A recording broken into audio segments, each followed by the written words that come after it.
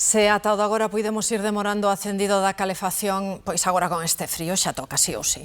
Como sempre, xorde o medo a factura que haberá por pagar por estar quentes. De balde non vai ser, eso xa o sabemos, pero sempre é importante seguir as recomendacións que nos dan os profesionais para tentar abaratala. Chega o frío e con ela teima por manter a casa quente sen que sexa unha ruína.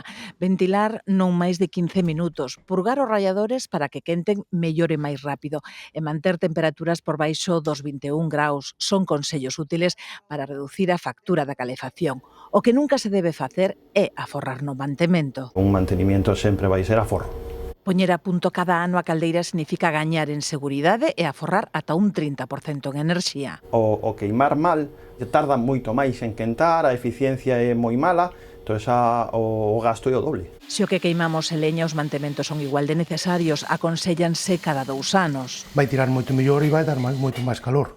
Co fume non colles os tropiezos no hollín. Aforrar en climatización non significa pasar frío, senón evitar que a calor que xeramos escape.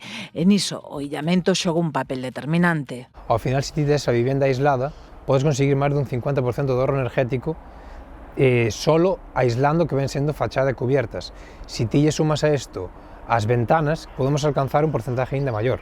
Non todas as estancias da vivenda necesitan estar igual de quentes. Instalar termostatos individuais axuda a reducir a factura. Tamén baixar a temperatura durante a noite. Nos pola noite recomendamos baixar o termostato 17, 18 para que non se arranca, solamente mantengas a temperatura e non estar dormindo coa calefacción encendida. E de día toca subir persianas para deixar que os raios do sol quenten a casa.